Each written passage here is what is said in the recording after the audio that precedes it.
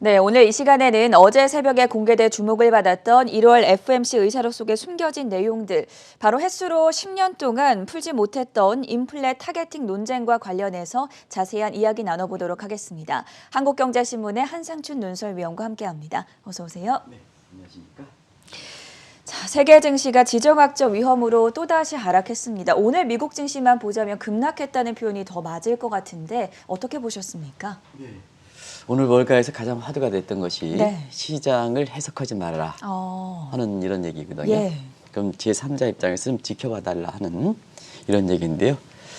일전에도 교체기에는 내 재산을 보호하기 위해서는 이러한 이슈가 있을 때 그때그때의 이슈에 따라서 민감하게 이렇게 대응하는 것보다는 좀 이렇게 제3자 입장에서 지켜봐달라 하는 그런 쪽도 말씀드린 적이 있습니다. 왜 이런 얘기가 나왔냐면 오늘은 각 가격 변수가 제각각 움직였습니다. 주가는 떨어졌죠. 근데 우크라이나 사태 지정학적 위험이 재고조됐다는데 유가는 떨어졌습니다. 그리고 국채 가격은 올랐습니다. 금리는 떨어졌습니다. 이런 쪽으로 해서 굉장히 제각각하기 때문에 또 같은 그 현안에 대해서도 아까 신인규 특파원께서도 유가 예측하기 어렵다. 네. 이런 얘기를 하죠. 주가 예측 지금 쉽습니까? 어렵죠. 그래서 이런 문제에 대해서 민감하게 대응하지 마라 하는 그런 쪽의 내경이 아닌가 생각합니다. 마찬가지로 오늘 우크라이나 문제에 대해서는 여러 가지 낙관론이 나왔습니다는 이 방송을 통해서는 본질이 해결되기는 어렵다 하는 이런 쪽도 말씀드린 적이 있습니다. 전쟁은 정보전입니다. 너무 그때그때 나오는 그것이 가짜 뉴스든 진짜 뉴스든 그것도 하나의 전략과 전술인데요. 상황에 너무 민감하는 것이 굉장히 문제가 된다 이렇게 보겠습니다. 그래서 우리 그 국내 리서치 센터장들이 이제 이러한 지정학적 위험에 대해서 많이들 얘기하는데요. 그분들이 전쟁에 대해서 얼만큼 알고 있을까 하는 이 측면에서 한번 보겠습니다. 이렇게 우크라이나 문제에서 낙관론이 나오다 보니까 트래피킹 강조하고 이렇게 해서 나오고 있습니다는 그분들이 다 훌륭하시긴 합니다는 우크라이나 전쟁에 대해서 얼만큼 전문가일까, 투자자들 가이드할 만큼 전문가일까. 어제도 동학개미 분들이 더 훌륭하다 하는 말씀을 드렸는데요. 그런 측면에서 인싸와 그 다음에 아싸 간의 논쟁이 있는 겁니다. 지금은 오픈 지식보다 겸손하게 많은 정보를 이렇게 얻는 것이 오히려 애널리스트라든가 이코노미스트의 한 사람이 얘기하는 것보다 더 투자자분들의 재산을 보호하는 측면이 바로 우크라이나 문제가 문제 때문에 그렇다 이렇게 됐습니다. 자, 오늘 우크라이나 문제 다시 한번 재부각됐죠. 일전에도 말씀드렸다시피 이게 푸틴과 바이든, 특히 바이든 입장에서는 이 전쟁의 문제에 대해서 그렇게 양보적 입장을 취하지 않고 있지 않습니까? 초기에 나왔을 때 그대로 일관된 기조로 그 말씀드리고 있는데요. 그런 상태에서 푸틴과 그 다음에 바이든 간의 양보할선 문제이기 때문에 전쟁도 쉽게 발생하지 않지만 그렇다고 해서 빨리게 해소되는 것은 아니다. 그만큼 우크라이나가 전략적으로 굉장히 지정학적 요충지에 있기 때문에 그렇다는 걸 말씀드리겠습니다. 그러다 보니까 오늘 세계 지정학적 지수 Geopolitical Risk Index를 계속해서 설명해 드리는데요. GPR도 많이 올랐습니다. 많이 올라서 증시가 하락하는 요인도 작용했다 이렇게 보게 됐습니다. 그러다 보니까 오늘 월가에서 또 하나 관심사는 아까 앞서 5시 30분부터 강수민 캐스터가 캐시우드 얘기를 했습니다. 네. 그래서 오늘은 지난번엔 준비료를 많이 샀다는 얘기를 전해드렸는데요. 오늘은 노블릭스인가요? 네, 로블록스요. 노블릭스를 굉장히 많이 샀던 거를 되는데요. 자, 캐시우드 우리 서학개미분들이 많이 따라하고 한때는 그 돈나무 언니라 해가지고 아크 인베스트먼트에 뭐를 포함시킬 것이냐 하는 이 측면이 동학개미의 하나의 벤치마크, 특히 은행 PB들이든가 뭔가에서 해외 주식을 추천할 때는 그게 벤치마크 지수였습니다. 그런데 이번에 우크라이나 사태에서 체리피킹 저가 매수를 많이 했습니다는 가장 투자 손실폭이 커지고 있습니다. 그래서 캐시우드가 전문가일까 아마추어일까 시청자 여러분 판단해 보시기 바랍니다. 국내 그 제도권에서도 굉장히 도덕적 해임 문제, 대규모 횡령 사건이 이렇게 된데도 불구하고 제도권의 사장이라는 유명한 사람이 그 주식에 대해서 굉장히 저가 매수를 추천했습니다. 그거 안 된다. 자본시장 발전을 위해서는 신뢰, 도덕성 회복이 굉장히 중요하다는 측면에서 어제 동학개미 분들한테도 주가가 떨어지고 손실을 하는 것이 이게 동학개미의 책임이냐 하는 측면에서 물적 불안하고 그다음에 대규모 횡령 사건 발생하는 이런 사람들이 문제다. 이런 회사들이 문제다 하는 말씀을 드렸습니다. 어제 다행스럽게 우리나라 증권거래소에서 이렇게 오스타임 임플란트 문제에 대해서 이렇게 주식 재개시키지 않은 문제 네. 이런 문제에 대해서 이렇게 상당 부분 옳은 길로 가는 것이 아닌가 생각합니다. 그래서 시청자 여러분 지금은 전문가라는 사람들의 말보다는 보다 다양한 지식을 다양한 정보를 듣는 것이 굉장히 자기 자신의 재산을 보호하는 길이다 하는 걸 말씀드리겠습니다. 캐시오가 오늘 로블록스와 블록을 대규모 매수했다라는 소식이 들려왔음에도 불구하고 아크 이노베이션 ETF는 6.5% 급락했다는 점 전해드리겠습니다. 어제 이 시간을 통해서 1월 FOMC를 해석하는 데 있어서 국내 언론은 매파적이다라고 좀 평가를 내놨고 시장은 오히려 비둘기파로 인식한 부분, 엇갈린 반응에 대해서 지적을 해주셨는데요. 여기에 대해서 다시 한번 설명해 주시죠. 네, 1월 FOMC 가지고 많이 얘기를 했죠. 네. 근데 투자에서 보면 예상 대비해서 그게 매파냐 비둘기냐 이게 중요하다 하는 것을 다시 한번 말씀드리겠습니다. 국내 언론들은 1월 FOMC에 인플레 얘기가 무려 73번이 등장했습니다. 이 이유를 들어서 굉장히 매파적이다. 그러나 월가의 분위기는 예상했던 수준보다도 이렇게 비둘기적이다 하는 성향에서 어제 그 우크라이나 사태가 이렇게 굉장히 긴장감을 이렇게 대쓴다는 국내 주가도 변동성이 좀 많이 되면서 주가가 상승으로 이렇게 움직였죠. 예. 그런 측면이 아닌가 생각합니다.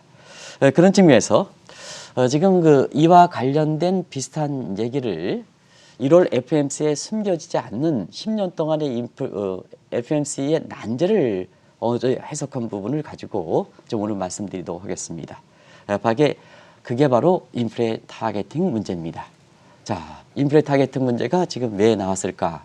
2013년도 금융위기에 돈 푼 걸 회수하는 출구 전략 테이퍼링이 처음 나왔던 때입니다. 이때도 이렇게 인플레 타겟팅이 처음 나왔거든요. 사실상 지금도 그렇습니다. 코로나 사태에서 풀었던 문제 이런 것을 회수하는 출구 전략 시기입니다. 그래서 작년 11월서부터 테이퍼링 유동성 공급을 줄이는 문제에 대해서 굉장히 150억 달러, 나중에 봤으면 300억 달러 논란이 됐습니다는 지금은 테이퍼링이 종료해 간다. 그러다 보니까 금리 인상이죠. 그래서 금리 인상을 3월달 50% 가져갈 50bp 갈 것이냐, 25bp 갈 것이냐. 또 언제까지 이렇게 스텝 바이 스텝으로 할 것이냐, 고스텝 방식으로 할 것이냐. 그리고 양적 기축도 언제 추진할 것이냐. 얼만큼 강도 있게 추진할 것이냐 하는 이 문제 논란이 있는 이런 상태거든요. 그런 상태에서 이번에 1월 FOMC에서 보면 인플레 타겟팅 문제, 이 문제를 다시 거론한 것은 향후의 미국의 출구 전략, 우리가 얘기하는 금리 인상의 폭과 시기와 그다음에 양적 긴축의 어떤 양과 시기를 결정할 수 있는 중요한 문제이기 때문에 오늘 시청자 여러분이 이 부분을 한번 같이 공부해 보도록 하겠습니다. 1월 FOMC 회의에서 금리결정위원관의 쟁점이 됐었던 인플레 타겟팅을 이해하기 위해서는 우선 연준의 우선 목표들, 우선 순위들을 체크해봐야 되지 않겠습니까? 네, 인플레 타겟팅이니까 인플레 목표죠. 네. 그러면 이제 연준의 페드의 목표에서 사실 인플레가 최우선 순위로 올라가느냐 이것부터 검토를 해야죠. 그런 측면에서 1913년 페드가 처음 출발할 때는 예. 사실 인플레가 문제가 됐기 때문에 이걸 좀 주정부 차원에서 합심해서 이것을 연방 차원에서 검토하자 하는 측면에서 이게 인플레 안정을 목표로 해서 1913년 출범했다는 것은 잘 아실 거로 봅니다. 근데 사실 페드의 전성시기 언제냐 하면 1979년 제2차 어시역 이전까지 케인즈 경제학이 주류 경제학일 때가 이때가 페드의 전성시대다. 그때는 왜 전성시대였냐면요. 그냥 페드가 움직이는 대로 시장이 가면 되는 겁니다. 별 고민 없이. 한번 보겠습니다. 케인즈 경제학에는 경기가 침체할 때는 부양하는 거고 경기가 과할 때는 긴축하는 거거든요. 금리 정책 한번 보겠습니다. 금리 정책은 경기가 침체할 때는 인하하면 경기가 부양됐고 경기가 과열되면 금리를 인상해서 긴축하면 했거든요. 그래서 그때 당시에는 페드 입장에서는 별다른 고민사항이 없었던 겁니다. 근데 이게 고민이 돼서 첫 번째 페드의 실현이 되던 것은 시청자 여러분 아시겠습니다는 1979년 이후에 미국 경제에 스태그플레이션 현상이 나타나기 때문에 그렇다 이렇게 됐습니다. 자, 그러다 보니까 케인즈 경제학이 한계를 받는 거죠. 한번 보겠습니다. 스태그플레이션이라는 것은 경기 침체하에 물가가 올라가는 현상이다. 자, 그러다 보니까 연준 입장에서 고민이 될 수밖에 없죠. 자, 침체하는 경기를 살리려면 돈을 풀어야 되고 금리도 그렇죠. 낮춰야 되고 예. 그러다 보니까 인플레가 더 급증하지 않습니까? 그럼 인플레를 잡자니 경기를 좀 침체시키겠고 여기서 고민이 있었던 거거든요. 그래서 이게 페드의 첫 실현이다 이렇게 보시면 되겠습니다. 네. 오늘 신정 용어들이 많이 나오는데요. 그때 당시에 페드의 의장이 사실상 폴 볼커거든요. 한국경제TV의 이전의 사장인 송재수 사장께서도 이분을 모셔서 글로벌 컨퍼런스를 열어서 한국에 굉장히 화제가 됐던 분이 지금은 네. 돌아가셨죠. 근데 이때 당시에 물가 안정과 경기 부양을 놓고 자 그때 페드가 어떤 것을 선택했느냐 할 때 그때 나왔던 용어가 볼커 모멘텀 공식적인 용어입니다. 역볼커 모멘텀이라는 신조어가 탄생됐다 이렇게 보시면 되겠습니다. 방금 말씀해 주셨던 신조어인 볼커 모멘텀과 역 볼커 모멘텀 구체적으로 어떤 의미를 가지고 있을까요? 네, 1980년대 미국 경제가 스태그플레이션 겪었죠. 네. 그래서 스태그플레이션일 때 페드의 고민상에서는 전통적인 목표인 물가 안정을 시킬 것이냐 그러면 금리를 올려야죠. 그런데 새로운 그 경기 침체 목표를 이렇게 살리기 위해서는 금리를 내치고 물가 안정성은 후순위를 가야죠. 그런 각도다 이렇게 부여됐습니다. 그래서 이때 당시에 페드의 의장인 폴 볼커가 자 볼커 모멘텀은 뭐냐? 모멘텀이죠. 모멘텀은 어떻게 보면은 순조로운 방향으로 간다. 전통을 지키는 방향으로 간다는 얘기입니다. 그래서 페드의 전통대로 자 경기도 침체오는 우려가 있지만 물가부터 잡아야 된다 하는 순조로운 지구에서. 예. 근데 역볼커, 엔탈, 리버스 볼커 모멘텀이라는 것은 자 새로운 목표에 해당되는 2차 월시오기에 국민들의 소득이 떨어진다, 경기 침체다, 전통적 목표보다는 이걸 우선해야 된다 하는 측면에서 경기 부양에 더 우선순위를 둬야 된다 하는 측면이거든요. 그래서 이런 되는데요. 자 이때 이렇게 나왔던 것이 어떠냐? 유명한 팀버겐 정의라는 게 나왔습니다. 이것도 새로운 용어죠. 이때 나왔던 겁니다. 자 정책 목표와 수단과는 일치시켜야 된다. 서로가 뭐냐? 물가를 잡아야 되고 경기를 부양시켜야 되고 목표지 않습니까? 그럴 때는 한 가지 토끼 가지고는 못 간다. 한 마리 가지고 수단 가지고 두 마리 토끼를 못 잡는다. 그러다 보니까 서로 최적의 조합을 가져가야 된다 하는 얘기입니다. 그런 측면에서 파리스 믹스라는 얘기가 공식적으로 나왔던 겁니다. 그래서 연준은 뭐냐? 연준은 물가 안정의 목표니까 물가 안정 쪽으로 가라. 금리를 인상해라. 대폭적으로 그때 금리를 올렸죠. 근데 재무부는 뭐냐? 경기 부양을 해야 된다. 이때 나왔던 용어가 아시겠습니다는 레이고노믹스입니다. 그래서 경기 부양 목표는 자 케인지안의 디맨드 그 총수요 정책까지는 안 되니까 새로운 방식으로 해야 된다. 스태그플레이션이 새로운 방식으로 새로운 용어니까 새로운 방식의 혁신이 나와야 된다 하는 측면에서 그때 레스토랑에서 이렇게 휴지에 그렸던 래퍼 곡선을 이용해서 나왔던 것이 자 지금은 세금이 높다. 우리 대선 후보들 잘 보시기 바랍니다. 세금이 높다. 높으니까 뭐냐 경제 주택의 효율을 제고시키는 게 좋다. 그럼 세금 낮춰야죠. 세금 낮추면 자 조세에 대한 저항감이 적던 상태에서 이러고자 하는 의욕이 청구합니다. 이러고자 하는 의욕이 고취되니까 경우 소득이 높아지죠. 소득이 높아지면 뭐냐 재정 수입은 성장률에 대비해서 누진세입니다. 성장률이 올라간 이상으로 재정 적자가 문제가 줄어들 수가 있죠. 그런 측면에서 나왔던 것이 파리스 믹스고 새로운 용어들이 레이고노믹스, 네. 서프라이 사이드 이코노믹 공급 증시 경쟁이 그때 나왔던 겁니다. 그리고 또 한 가지는 지금 요즘 인플레 파이터의 용기를 많이 쓰죠. 그렇죠. 바이든 대통령 인플레 파이터죠. 네. 그런 측면에서 인플레 파이터도 그때 나왔던 겁니다. 폴 볼커가 사실 인플레 문제를 잡을 것이냐, 경기 부양을 할 것이냐 하는 측면에서 물가부터 잡아야 된다. 그래서 이때 폴 볼커에 대해서 유명하게 인플레 파이터라는 용어가 이렇게 나왔던 겁니다. 키 크신 분이죠. 그래서 그 폴 볼커가의 역대 의장 중에 키가 가장 크십니다. 네. 그래서 인플레 파이터 이렇게 가지고 파이터라는 이미지에 가장 맞게 이렇게 돼서 이 인플레 파이터라는 용어가 이때 나온 거다 하는 걸 말씀드리겠습니다. 바이든 대통령은 키가 얼마일지 궁금한데 인플레 파이터를 자처하고 있잖아요. 네네. 그렇다 보니까 연준 쪽에서는 과연 말씀해 주신 볼커 모멘텀 혹은 역볼커 모멘텀 중에서 무엇을 선택할 것인가 네. 이 부분은 어떻게 보십니까? 전 앵커가 이렇게 감각이 이렇게 좋으시다는 게 볼커가 한국경제TV에 초청이 왔을 때요. 네. 제가 그때 당시에 바로 옆에 있었습니다. 진짜 키가 크시더라고요. 네.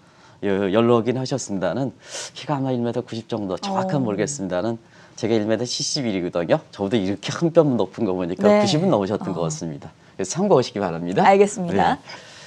사실은 올해 연준이 모든 것을 변하고 있다 하는 것을 말씀드린 적이 있습니다. 그 내용을 한번 정리해 드리겠습니다. 뒤쪽 부분이 굉장히 중요하기 때문에 정리해서 간단히 말씀드리겠습니다. 지금은 뉴노멀 시대니까 코로나 이후에 새로운 환경이 되니까 모든 것이 중앙은행 입장에서 변한다. 그래서 작년 말에 국제기준금리 리보를 폐지하고 SOFR 금리, 이길 담보금리를 채택했다. 그리고 지금은 연방기금금리가 페드의 정책금리보다는 이것도 일일 환매금리, 온 RRP 금리를 거의 50대 50으로 쓰고 있다. 그래서 이길 환매금리를 더 기준금리를 활용한다. 그리고 미 국민 입장에서는 지금 법화를 미국 사람들이 달러를 좀 주머니에 안 가지고 있으니까 대화폐 사용이 보편화하니까 이걸 받아들여서 유동성 지표보다는 M1, M2 지표를 굉장히 중시한다.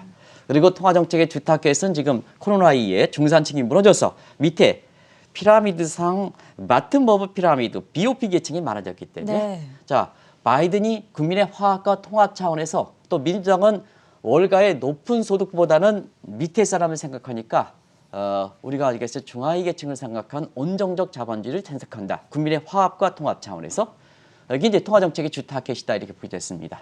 그리고 뭐냐? 올해 페드의 목표 중에서는 작년 10월 달에 세계 각국들이 인플레 문제가 복잡하니까 세계 국제경제기구의 역할을 하는 IMF가 세계 각국 중앙은행들이요. 인플레를 다시 중시합시다. 그래서 사실 이것이 페드 입장에서도 고민사항을 풀어줬던 거거든요. 인플레 중시하는 게 뭐냐? 중앙은행 입장이 인플레죠. 그래서 볼커 모멘텀이라는 얘기가 오랜만에 나왔던 겁니다. 볼커 모멘텀을 아시겠습니다는 자 페드의 이렇게 볼커 의장이 경기 침체와 물가 상승의 고민 상태에서 물가 안정 쪽을 잡는 쪽으로 갔던 것이 이렇게 되죠. 그래서 그동안 페드 입장에서는 2012년 성장 중시, 고용 창출 중시 이렇게 해서 이런 중시였습니다는 다시 인플레로 선호하자 하는 볼커 모멘트를 올해 우선순위로 됐다 이렇게 됐습니다. 정책 혼합적인 측면에서 1980년대에는 자 경기 부양 측면을 레이거노믹스로 했습니다는 이번에는 뭐냐? 경기가 둔화되는 문제를 자 인플레를 잡기 위해서 긴축으로 가면 경기가 더 둔화되니까 이걸 어떻게 해보느냐? 이게 앨런이 나오는 서프라이 사이드 이코노믹이다. 현대 서프라이 사이드 이코노믹이 이렇게 나온다. 정확하게 맥을 갖춰죠. 그런 측면이 있어. 이런 것을 종합적으로 아셔야 페드가 갈 수 있는 정책 방향을 아실 수가 있다는 얘기입니다. 오늘 새로운 용어들이 나왔는데요.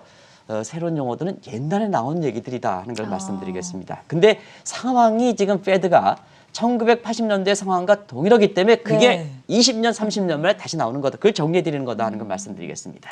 연준이 만약에 이제 볼커 모멘텀에 따른다면 최대 난제이자 최우선 목표인 인플레에 대한 인식은 현재 지금 어떤 상황일까요? 자, 연준이 고용 창출에서 이제는 네. 물가 안정으로. 물가 안정 쪽으로 갔죠? 예. 그러면 이제 페드 입장에서는 앞으로 통화 정책이 어떻게 될 것이냐 하는 측면에서는 인플레에 대한 인식이 중요하죠. 최우선 순위에 대한 인식이 중요하죠. 그렇죠. 그런 측면에서 시청자분과 같이 이건 뭐 시청자분이 잘 아시기 때문에 하겠습니다. 인플레 문제 작년에 4월 소비자 물가 상승이 5월 초에 나왔거든요. 그때부터 논란이 됐지 않습니까? 일부 국내에 뭐 정시를 해설하는 사람이 그때 중고차 가격이다, 일시적이다 이렇게 했습니다는 이 방송을 통해서 병목 현상이다, 가치 사슬 붕괴다, 구조 문제다 하는 쪽으로 말씀을 드렸습니다. 그런 게 지금 진행되고 있지 않습니까? 페드 입장에서는 인플레를 뭐 전행거라든가 시청자분이 아시겠지만 일시적이다는 기조를 했습니다. 그래가지고 인플레 문제가 됐을 때는 2020년 9월 달에 택했던 평균 물가제 가지고 이것을 자 용인해 왔던 겁니다. 네. 올라가더라도 평균적으로 볼 때는 인플레 타겟팅 밑이다. 이것은 이제 넘어갔던 겁니다. 근데 이게 작년 10월 달에 이렇게 11월 달에 FOMC 보면 이게 인플레가 일시적이 아니거든요. 파월 입장이 변했던 겁니다. 그런 측면에서 그때 테이퍼링이 나왔던 거거든요. 근데 11월 달에는 150억 달러씩 점진적이죠. 근데 이게 한 달도 못 돼서 300억 달러씩 급진적으로 됐던 거죠. 예. 이렇게 해서 자꾸 인플레가 인식이 변한 거죠. 근데 이제 최근에 한번 보겠습니다. 최근에 이렇게 보면 사실 바이든과 페드 입장에선 인플레가 강보험력을 지속 가능하다. 그러다 보니까 테이퍼링 문제는 조기에 종결한다. 금리 인상 문제죠. 이제 나오죠. 네. 양적 완적 만점이죠. 그다음 보니까 뭐냐. 여기서 또 급진적인 출구 전략이냐 완화적인 출구 전략이냐 점적 출력이냐 하는 문제에서 금리 인상의 폭, 시기, 양적 완적 정책 긴축의 정도, 시기 다이와 결부되어 있다 이렇게 됐습니다. 그래서 이 문제가 결부되기 때문에 지금 2013년과 같은 똑같은 인플레 타겟팅 논쟁이 되는 거다 하는 걸 말씀드리겠습니다. 얼마 전에 월가에서 굉장히 깜짝 놀랐었던 부분이 12월 FMC 의사록에서 QT가 처음 등장을 했잖아요. 그런데 정작 아무런 조치를 내놓지 않았고 1월에도 지금 동일한 고민을 하고 있을 것 같은데 이건 의사록에 어떻게 반영됐습니까? 네, 12월 달에 QT를 했으니까 예. 1월 달에 강도 있게 나오지 않습니다. 근데 1월 달에 아무 조치도 했지 않습니까? 그렇죠. 그만큼 고민이 있었다 이렇게 보겠습니다. 자, 지금 상태에서 급진적 출구 전략이 추진할 때는 미국 경기가 둔화되죠. 그렇다고 해서 완화적인 출구 전략을 추진할 때는 물가가? 거품 발성, 네. 물가도 되죠. 그러다 보니까 이럴 때 어떻게 되느냐 하는 측면에서는 위기 극복돼 위기가 완전히 극복되지 않고 조기에 그 기조를 변경하면 안 된다 하는 것이 통화 정책의 불가역성 문제입니다. 그래서 작년에 12월 달에 QT가 언급됐지만 1월 달에 그저께 넘어갔던 것도 지금 상태에서 경기에 둔화 문제가 있는데 갑작스럽게 출구 전략 금리 인상 쪽으로 가 경기가 어떻게 돼? 그러면 파월 의장이라든가 페드 인사들이 제 에커스 실서 문제에서 가뜩이나 인플레 예측이라든가 틀렸는데 당신들 곤두박질 되지 않느냐. 이게 고민 사항이거든요. 그대로 넘어갔던 겁니다. 그러다 보니까 자 인플레 예측도 틀리고 테이퍼링도 어떻게 300억 달러를 150억 달러를 결정해 11월인데 12월 달에 300억 달러를 올립니까? 그죠? 그러다 보니까 통화 정책도 맡기기 좀 어렵겠다 하는 측면에서 최근에 여러 가지 브레이크 얘기들이 많이 나왔던 겁니다. 그래서 이제 통화 정책은 페드에 맡길 수 없다 하는 측면이 유명한 밀턴 프리드만이 얘기했던 모니터리 이율 통화 전축입니다. 당신들도 계절 필요 없어. 물가가 2%라 하면 3%가 금리 인상에 당신들 결정하지 말고 이게 통화 정책의 준칙 문제입니다. 그리고 또 한 가지는 UMS의 이게 우리가 얘기했죠. 웨버 교수는 페드가 맡기지 말고 그냥 프라이스 캡을 씌워라는 얘기입니다. 이런 새로운 용어들이 지금 나오는 거거든요. 네. 나오거든요. 그런 상태에서 1월 달에 FOMC 의사록에 숨겨진 내용 중에서 인플레 타겟팅의 상향 조정 문제가 2013년과 마찬가지로 다시 나왔습니다. 향후에 금리 인상이라든가를 결정할 때 굉장히 중요한 문제거든요. 그 문제를 마지막 정리해 드리겠습니다. 네, 인플레 타겟팅 논쟁이 무엇인지 마지막으로 정리해 주시죠. 네, 인플레 타겟팅 논쟁은 2013년의 내용입니다. 그때 출구 전략, 그리고 테이퍼링 얘기했던 사람이 누굽니까? 당시에 버냉키지 않습니까? 그렇죠. 네. 그래서 버냉키는 테이퍼링 추진하고 테이퍼링 언급하고 바로 추진하자. 근데 그때 당시에 프린스턴 대 교수입니다. 지금은 뉴욕 시립대로 바뀌었습니다는. 네. 프린스턴 교수 같은 경우에는 아니다. 지금 크루거만 상태에서 교수요. 경기가 하는데 테이퍼링 추진하면 경기가 거꾸로 인다. 그런 상황에서 이때 인플레 타겟팅 선을 2%에서 4%로 조정하자. 그러면 시청자 여러분 지금 상태에서 보면 급진적이냐 그다음에 완화적이냐 할 때 자 지금 인플레 타겟팅 선이 2%지 않습니까? 프린스턴 교수들 크리그만 교수대로 4% 조정하면 어떻습니까? 지금 금리 인상이라든가 이런 측면에서 급진적으로 가져갈 필요는 없지 않습니까? 이런 논쟁이 지금 딱 나오는 거거든요. 근데 사실 시청자 여러분께서 만약에 인플레가 타겟팅이 지금 2%로 그냥 고선다면 이 논쟁에서 급진적으로 추진할 수밖에 없습니다. 금리 인상 3월 달에 0.5%포인트 양적 고퍼를 붙여 이렇게 되는 겁니다. 근데 만약에 인플레 타겟팅 선이 2에서 4% 정도 높이자 하면 여유가 있지 않습니까?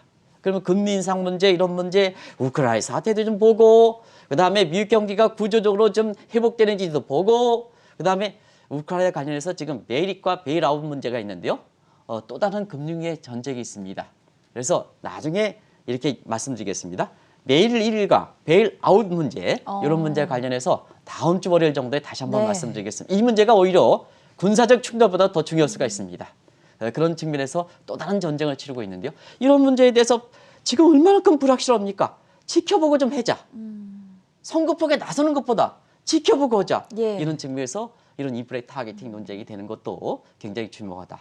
그러다 보니까 지금 국내에서 보면 우크라이나 전쟁 조금 남은 저가 매수하세요.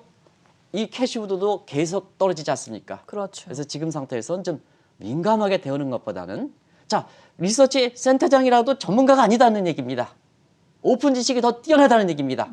그런 측면에서 좀 지켜보는 것도 중요하다는 걸 말씀드리겠습니다. 네, 오늘은 어제 새벽에 공개됐었던 1월 FMC 의사록 내에 숨겨진 인플레 타겟팅 논쟁에 대해서 자세하게 짚어봤고요. 지금까지 한국경제신문의 한상춘 논설위원이었습니다. 고맙습니다. 고맙습니다.